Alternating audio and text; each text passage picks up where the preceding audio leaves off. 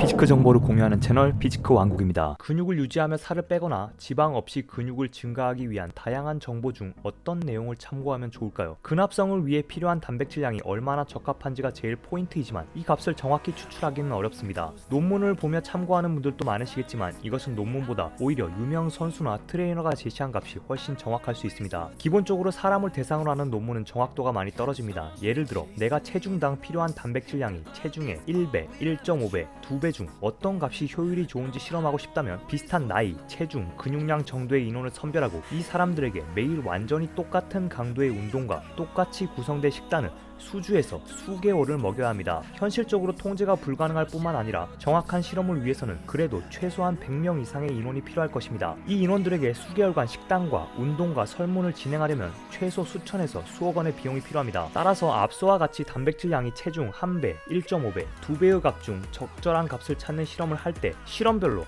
한 명씩 단 3명의 실험군으로 며칠간 측정해보고 작성을 하는 경우도 허다합니다. 지원금을 받지 않고 석사나 박사가 논문을 쓴다면 3명으로 일주일만 실험해도 들어가는 비용은 하루에 식단과 일당 5에서 10만원, 3명이면 하루에만 최소 15에서 30만원, 일주일이면 100에서 200만원의 돈이 들어가니 학생이 사용하기에는 굉장히 부담되는 금액이 발생합니다. 그러니 실험군을 모집할 때 어쩔 수 없이 아는 지인이나 학부생, 동아리 등에서 찾아서 비슷한 조건을 끼워 맞추는 경우도 많습니다. 운동 역시 우리 같은 헬창들이나 영혼을 갈아서 운동을 하는 것이지 단백질 섭취량을 실험한다고 모아놓고 우리가 운동하는 것처럼 운동을 시키면 그걸 할 수 있을 리가 없습니다. 따라서 유명 선수나 트레이너의 세팅값이 오히려 더 정확할 수 있습니다. 유명 트레이너 또는 정말 수업을 열심히 하는 트레이너의 경우에는 영혼을 갈아서 하루에 15개 이상씩 수업을 진행하는 분들도 있습니다. 그런 경우는 잘 안 나오는 허수 인원을 제외하고 실제 꾸준히 수업을 받으러 나오는 분들이 한 달에 30명 이상씩 됩니다. 이런 분들은 1년에 수업하는 사람 수가 최소 100명 이상씩 될 수 있으며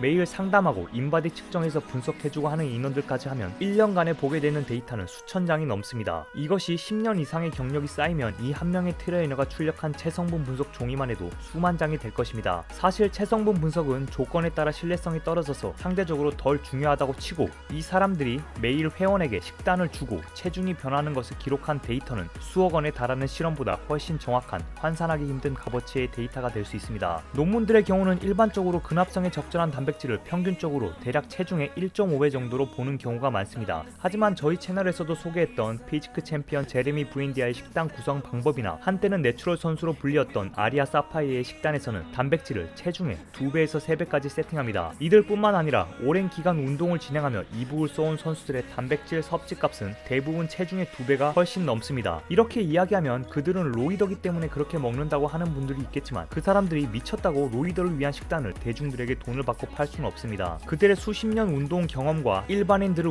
운동시켜가면서 추출한 이 값들이 단 몇 주, 몇 달간의 실험한 논문의 값보다 훨씬 나을 수 있습니다. 따라서 본인이 하루에 최소 40분 이상의 고강도로 매일 트레이닝을 하고 있다고 생각하시면 체중의 2배 이상을 곱한 단백질을 세팅하고 반대로 일주일에 2~3번만 운동하고 강도도 그리 높지 않다면 논문의 제시값인 1.5배 정도의 단백질을 섭취하시면 좋을 것 같습니다. 구체적인 세팅 방법을 알아보겠습니다. 현재 저도 체중이 많이 불어나서 식단 조절이 시급하기에 영상을 제작함과 동시에 식단을 세팅했습니다. 몇 번 내용을 공유했던 근육을 유지하며 살을 빼는 방법입니다. 흔히 탄수화물, 지방, 단백질 같은 커다란 덩어리를 매크로 뉴트리션, 칼슘, 인, 나트륨 등의 작은 덩어리를 마이크로 뉴트리션이라고 부릅니다. 우리가 식단을 세팅할 때는 탄수화물, 지방, 단백질의 양을 조절하기 때문에 이것을 흔히 매크로를 잡는다고 합니다. 매크로를 잡는 기준은 다양하지만 기본적으로 제일 먼저 단백질 양을 세팅하고 나머지 필요한 양을 구합니다. 예전에 여러 조건들을 이야기했는데 이것저것 다 귀찮은데 일단 한 번에 해보고 싶다 하시는 분들은 시작의 의미로 계산 방법을 그냥 이대로 따라 하시기 바랍니다. 저의 기준으로 설명드리겠습니다. 저는 키 172cm에 현재 체중은 80.65kg입니다. 1단계로 네이버에 기초대사량 계산기를 입력해 본인의 기초대사량을 계산합니다. 기초대사량은 아무것도 안하고 숨만 쉴 때 필요한 대사량이며 하루 동안 필요한 1일 대사량은 활동량에 따라 기초대사량의 1.1에서 2배를 곱해서 계산합니다. 저는 현재 하루 대부분을 앉아서 보냅니다. 이럴 경우 1.1에서 1.2배만 곱해주면 충분합니다. 일일 대사량은 정말로 본인이 생각하는 것보다 적습니다. 운동 이외에는 활동이 거의 없고 저처럼 앉아있는 분들이라면 기초 대사량의 1.1에서 1.4배 사이에서 거의 끝이 납니다. 일단 그냥 1.2배를 곱해서 시작하시고 거기서 다이어트 정도를 보면서 교정하시기 바랍니다. 저의 기초 대사량은 1783kcal이며 현재 하루 종일 앉아있기 때문에 여기에 1.1을 곱합니다. 계산하기 편하게 2000칼로리로 잡겠습니다. 먼저 단백질 양을 세팅합니다. 단백질은 체중의 2배를 곱합니다. 체중 약 80kg에 2배를 한 160g의 단백질을 섭취할 예정입니다. 단백질은 g당 4칼로리이므로 160g의 단백질은 640칼로리입니다. 지방의 경우는 하루 필요 칼로리의 20%로 세팅합니다. 하루 칼로리인 2000의 20%는 400칼로리입니다. 지방은 g당 9칼로리이므로 400을 9로 나눈 약 45g의 지방을 섭취합니다. 지방과 단백질을 제외한 나머지 칼로리를 모두 탄수화물로 세팅합니다. 단백질 640칼로리, 지방 400칼로리, 합이 1040칼로리이므로 2000에서 1040을 뺀 960칼로리를 탄수화물로 섭취합니다. 탄수화물은 g당 4칼로리이므로 960을 4로 나누면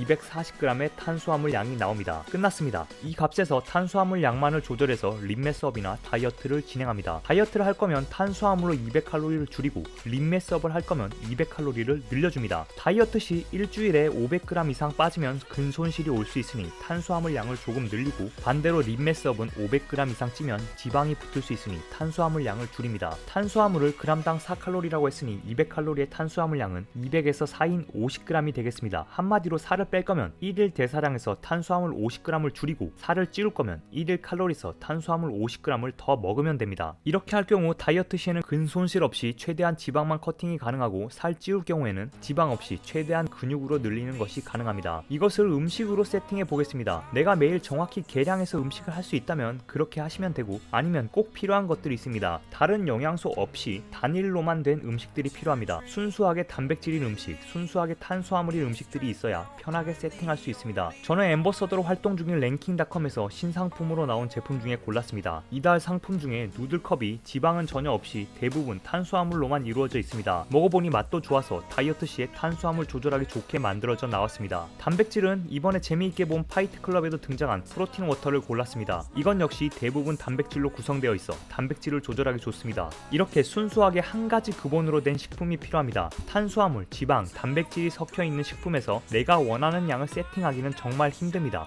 영양소가 섞인 일반식으로 매크로를 잡겠다는 것은 완전한 전문가의 영역입니다. 따라서 혼자서 진심으로 근손실 없이 다이어트를 하고 싶다면 한 가지 근본들로 구성을 해야 합니다.